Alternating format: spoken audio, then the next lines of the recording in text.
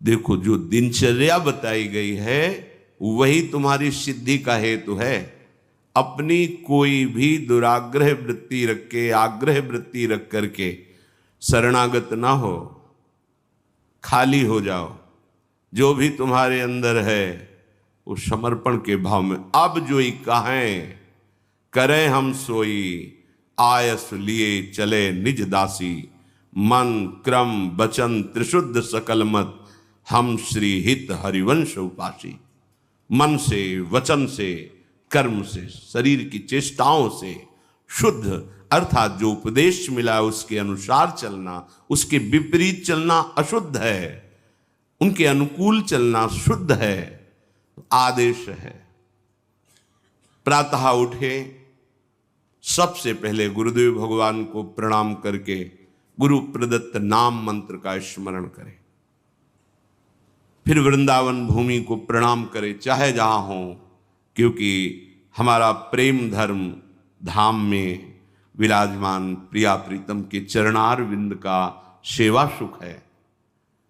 सबसे पहले हम धाम को प्रणाम करते हैं।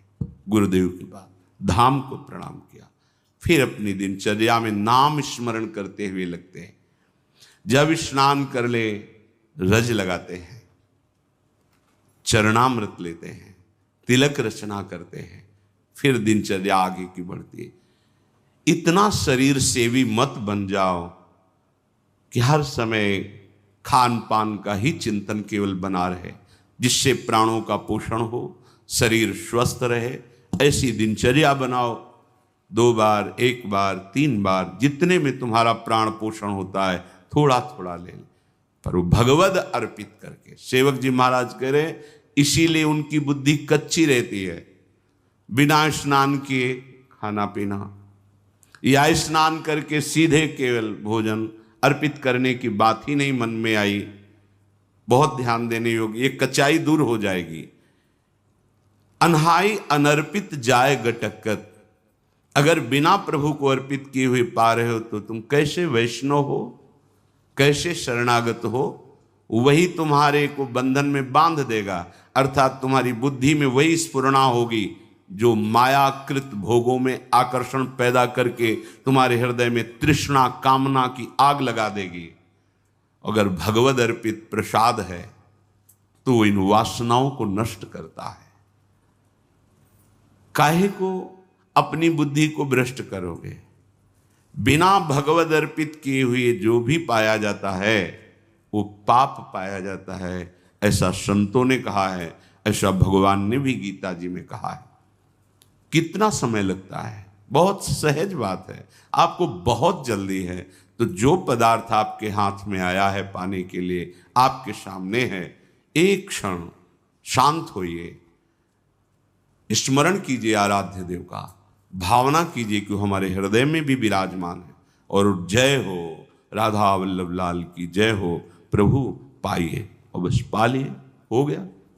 बहुत जल्दी है तो आप कहीं ऐसी जगह जहां छवि नहीं विराजमान, ठाकुर पास नहीं, ये उपाय कीजिए।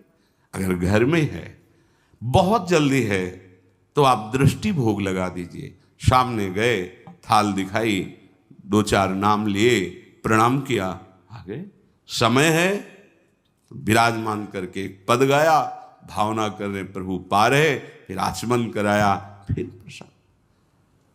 आपका जीवन भगवत समर्पित जीवन, शरणागत जीवन। फिर आप मनमानी आचरण कैसे? एक बूंद पानी भी अमनिया नहीं होना चाहिए अपनी जिह्वा में, प्रसादी ही पाना चाहिए। जल भी पाना है तो पहले लिया, राधा वल्लभ लाल की जय, अर्पित किया, फिर पिया। आस करें विषयीन के आगे, जो देखे में जोरत हाथ लटक कर। विषयी पुरुषों के आगे हाथ जोड़ते हुए, हाथ लटकाते हुए देखने को मिला। सेवक जी महाराज कह रहे, महालक्ष्मी जिनके चरणों को निरंतर सहलाती रहती हैं, चरण चापती रहती हैं, और भगवान अपने चिंतन में निमग्न रहते हैं, उधर दृष्टिपात भी नहीं करते, ऐसे प्रभु के दास कहलाकर आप अन्य विषयी पुरुषों के आगे हाथ फैलाएं? भक्त कभी ऐसा नहीं कर सकता। चाहे वो गृहस्थ हो चाहे विरक्त हो, वो भगवद आश्रित है। अगर ऐसा है तो भगवद आश्रय नहीं है, ऐसा नहीं है। जिसके हृदय में नाम चल रहा होता है वो परम धनी है। भुगतें देहि न जाचहि, पोषण भरन न चिंत कराएं।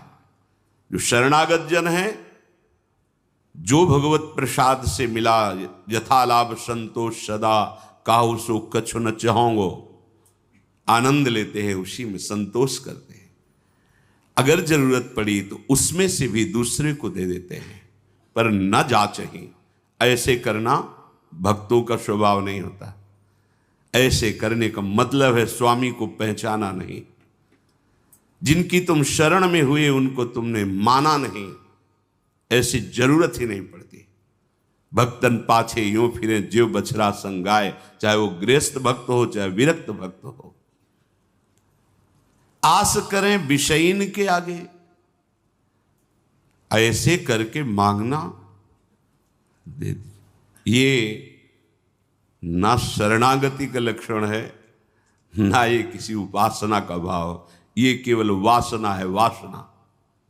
ऐसे जिस स्वामी ने पलक झपकते अनंत ब्रह्मांडों की रचना कर दी, किसी के सहयोग की जरूरत नहीं पड़ी, उन स्वामी का सेवक हूं। अगर वो आज हमें भूखा रखना चाहते हैं तो हम विविध प्रकार के पदार्थों के पाने से जो सुख होता है उससे भी अधिक सुखी रहेंगे। आज हमारे स्वामी की इच्छा है आज हम भूखे रहे, तो हमें नहीं चाहिए 56 भोग। अगर हमारे स्वामी की इच्छा है नमक रोटी, वो हमारे लिए अमृत है। विश्वास करो, राजी होना सीखो अपने प्रभु के विधान में, जीवन मंगलमय हो जाएगा। ये आवश्यकताएं, ये चाह, ये वासनाएं इतनी मत बढ़ा लो कि तुम प्रभु को भूल जाओ और संसार की इस भूल भलैया में भटक पड़ो। ये भटकन मिटाने के लिए मनुष्य जीवन मिला है। केतिक आयु केतिक सो जीवन, काहे विनाशत काज हटकत। अरे भाई, कितनी आयु है तुम्हारी? शरीर तो छूटेगा ना। कितना जीवन है तुम्हारा? इसे तुम कलंक लगा रहे हो शरणागति में, दूसरे के आगे हाथ जोड़कर मांग करके, अन्य भरोसा करके, अन्य आश्रय रख करके।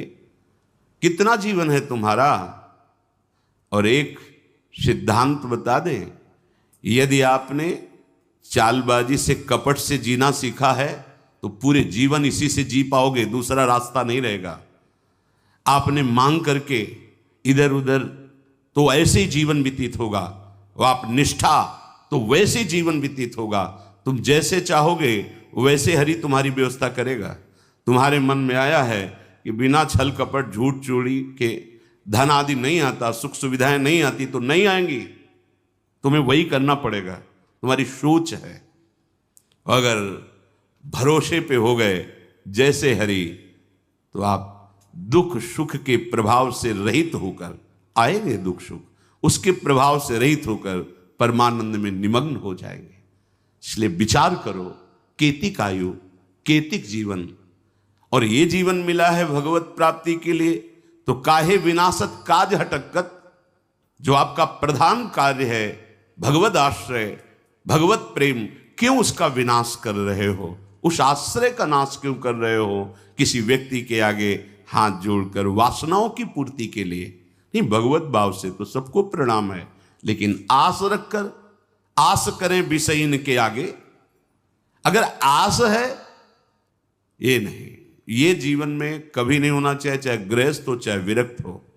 भगवत आश्रय बिल्कुल। ये कच्चाई अगर नहीं छोड़ोगे तो आपको भगवदानंद का अनुभव नहीं होगा, और लगेगा कि कहते भी कि हम 20 साल से मंत्र जप रहे, 20 साल से शरणागत है, चलनी में गैया दुहे और दोष दैव को दे। मोले बहुत चारा लगाते हैं, बड़े बड़े थन भी हैं, खूब दूध है उसमें, पर पीने को एक बूंद नहीं मिलता, और हम दूहते भी हैं। तो किसमें दूह रहे हो? बोले चलनी में गैया दुहे